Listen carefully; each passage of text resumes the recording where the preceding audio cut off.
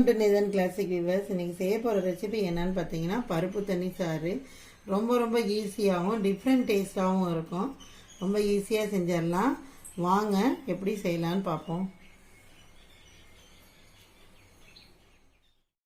துவரம் பருப்பு பாருங்கள், இந்த மெஷர்மெண்ட் கப்பில் ஒரு கப்பு எடுத்திருக்கேன். குக்கரில் போட்டு நல்லா ஒரு 3 டைம் கழுவிக்குவோம். அதை பருப்பை நல்லா 3 வாட்டி நல்லா கழுவிட்டேன். கழுவிட்டு நம்ம எடுத்த மெஷர்மெண்ட் கப்லேயே 3 கப்பு தண்ணி ஊற்றிக்கலாம். மஞ்சத்தூள் பாருங்கள், ஒரு 1/4 ஸ்பூன் போடுறேன்.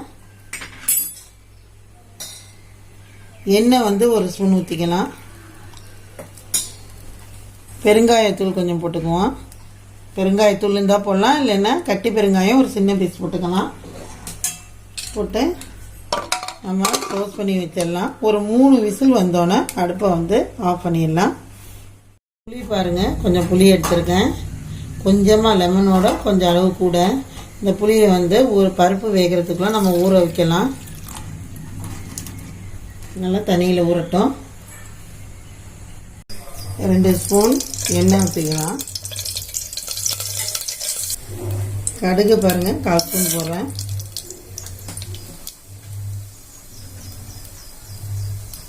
ஜீரகம் 1/4 ஸ்பூன் போட்டுக்கலாம். நல்லா பொரியட்டும். வெங்காயம் பாருங்கள், சின்ன வெங்காயம் கொஞ்சம் கட் பண்ணி வச்சுருக்கேன். பெரிய வெங்காயம் நீங்கள் போடுறதுனாலும் ஓகே. கொஞ்சம் கருவேப்பிலை, 2 தக்காளி நைஸாக கட் பண்ணி வச்சுருக்கேன். பச்சை மிளகா இந்த மாதிரி நடுப்புற வகுந்து வச்சுருக்கணும். பூண்டு பல் கொஞ்சோண்டு. இதை 1 2 அப்படியே தோலோடு தட்டி வச்சுக்கலாம். இந்த பாருங்க, கடுகு ஜீரகம் பொரிஞ்சோன்னே வெங்காயம் போட்டுக்கலாம். வெங்காயம் நல்லா வதங்கணும்.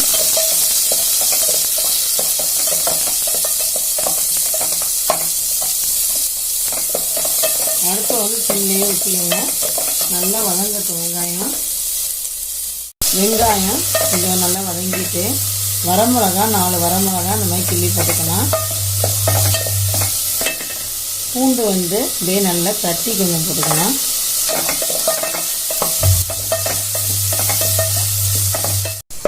நல்லா வதங்கிட்டு இப்போ பச்சை மிளகா போட்டுக்கலாம்.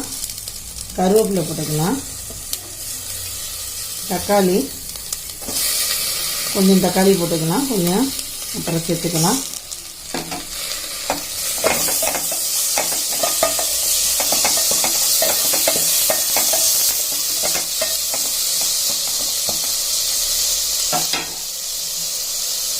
புளி கரைச்சி வச்சுருக்கேன் பாருங்கள். புளி பாருங்கள், நல்லா கரைச்சி வச்சுருக்கேன். இதை தண்ணியை இதில் சேர்த்துக்கலாம்.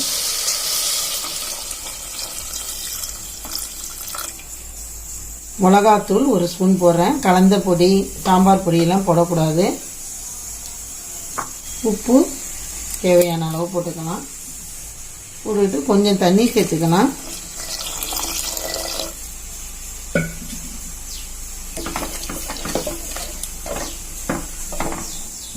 நல்லா கொதிக்கட்டும், கொதி வரட்டும்.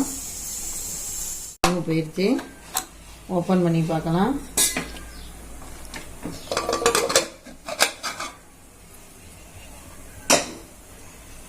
பருப்பெல்லாம் நல்லா மலர்ந்து வந்துட்டு பாருங்க.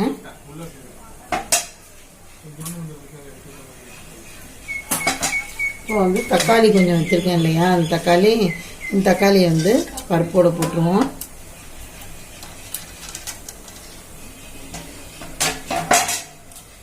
இந்த பருப்பு மத்து இல்லைன்னா இதில் கொஞ்சம் நல்லா மசிச்சு விட்டுக்கலாம்.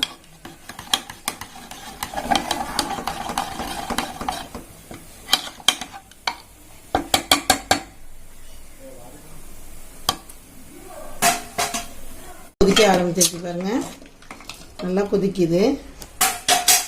இப்போ நம்ம இந்த கடைஞ்ச பருப்பை இதில் ஊற்றிடலாம். தண்ணியும் சேர்த்து அப்படியே ஊற்றிடலாம் குக்கர்லேயே.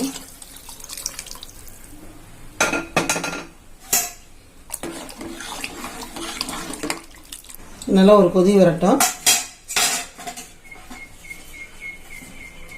இது இருக்க கருவேப்பிலையும் போட்டுக்குவோம்.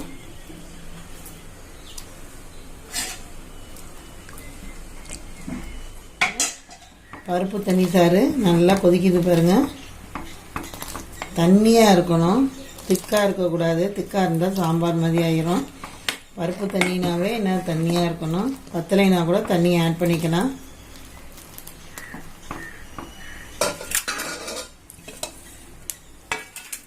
இன்னும் கொத்தமல்லி இருந்தால் கொத்தமல்லி தூவி விட்டுக்கலாம். அடுப்பை ஆஃப் பண்ணிடலாம். பருப்பு தண்ணி சாறு ரெடி ஆகிடுச்சு பாருங்கள். ரொம்ப நல்லாயிருக்கும். இது சைடிஷாக நீங்கள் உருளைக்கிழங்கு இந்த அப்பளம்லாம் வறுத்து வச்சு சாப்பிட்டா ரொம்ப டேஸ்டியாக நல்லாவும் இருக்கும். ஒன் டைம் செஞ்சு பாருங்கள். செஞ்சு பார்த்துட்டு எப்படி இருக்குதுன்னு கமெண்ட் பாக்ஸில் கமெண்ட் பண்ணுங்கள். இது வரைக்கும் எங்கள் சேனலை சப்ஸ்கிரைப் பண்ணாலும் சப்ஸ்கிரைப் பண்ணுங்கள். தேங்க்யூ.